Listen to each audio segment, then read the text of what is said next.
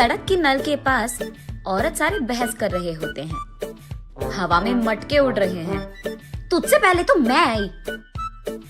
आहा, तुझसे पहले मैं आई। अरे रुको तुम, चूल्हे पे दाल पक रहा है, एक मटका पानी तो लेने दो। अरे तुम रुको, वहाँ झूले में मेरा बेटा रो रहा है। अरे निकलो, तुम्हारी कहानियाँ। चूल्हे पे दाल पक रहा है तो मैं क्या करूँ, और झूले में बच्चा रो रहा है तो मैं क्या करूँ। ऐसे उन दोनों औरतों को बगल में धकेलकर तीसरी औरत नल के पास आकर उसका मटका भर देती है।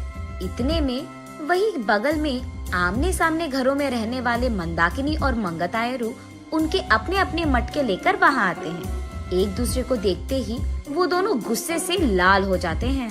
मंगतायरू और मंदाकिनी दोनों सास बहू हैं और दोनों एक ही घर में रहते थे। मंदाकिनी मंगतायरू से बहुत लड़कर उसके पति को मनाकर अपनी सास के घर से बाहर आ जाती है। दोनों का अतीत उनके सामने आता है।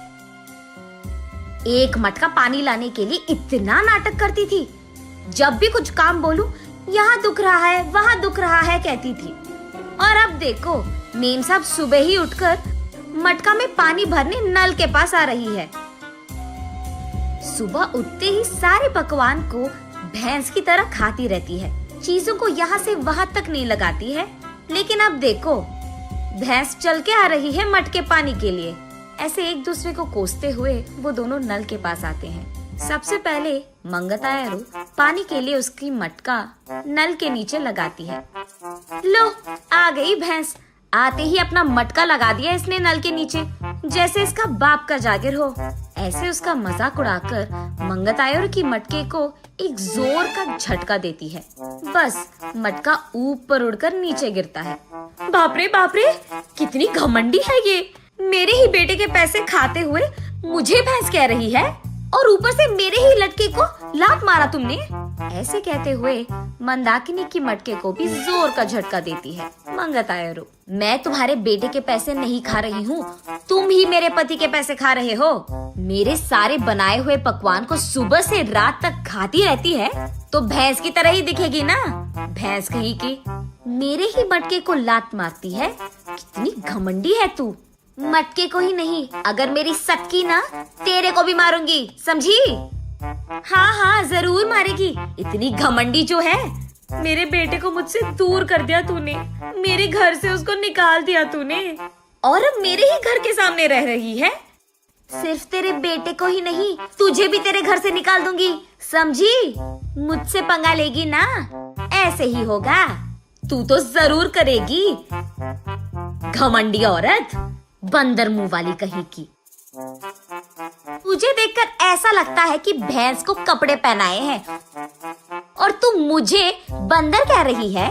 भैंस कहीं की मुझे भैंस कह रही है, मुझे बंदर कह रही है। ऐसे वो दोनों एक दूसरे से लड़ते हुए एक दूसरे के बाल पकड़कर लड़ते लड़ते नल के बगल में मौजूद कीचड़ में गिर जाते हैं। ये सब दूर से देख रहे बाप बेटे दोनों एक दूसरे को देख हंस पड़ते हैं। मंदाकिनी घर में सारा काम करते हुए रहती थी। उसे देख मंगतायरू, क्यों बहू, लगता है कि नल में ना पानी खत्म हो जाएगा, जाकर 2 मटके ले आ बेटी। ऐसे ऑर्डर देती थी मंगतायरू। मंदाकिनी के हाथों बनाए सारे पकवान खाते हुए वो हमेशा शिकायत करती थी कि इसमें नमक कम है और इसमें मिर्ची ज्यादा है, ये तो बहुत तीखा हो गया, ये तो बहुत मीठा है। उसके शिकायत सुनने के 2 दिन बाद तक मंदाकिनी रसोई घर का मुंह भी नहीं देखती थी, रूठकर अपना मुंह लटकाती थी। तब चुपचाप मंगतायरू को ही सारे काम करना पड़ जाता था। जब मंदाकिनी सारा घर को साफ करके 2 मिनट लेट जाती थी, तब मंगतायरू, घर के सामने रंगोली कौन डालेगा, तेरा बाप। ऐसे वो दोनों हमेशा बहस करते हुए लड़ते थे। संदीप ऑफिस से लौटते ही एक तरफ मंगतायरू और दूसरी तरफ मंदाकिनी, दोनों उसको शिकायतें खूब सुनाते थे। ना अपने बीवी को बोलता था और ना ही अपनी माँ से कह पाता। अपने आप में बहुत निराश हो जाता था संदीप। बहुत दिन देखने के बाद अब उसके पास ताकत नहीं था। वो एक दिन अपने पिता के पास जाकर ऐसे कहता है, पापा, मैं घर से अलग होने की सोच रहा हूँ। आपकी बहू भी मुझे हर रोज इसी बात के बारे में सताती रहती है।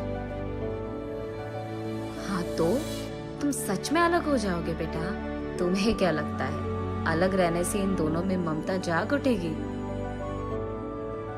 ममता और प्यार भले ही बाहर ना आए, लेकिन इन दोनों को इतना तो समझ आएगा कि एक दूसरे के बिना अपने अपने घरों में अकेले रहते हुए सारे काम अकेले करते हुए कितना मुश्किल है।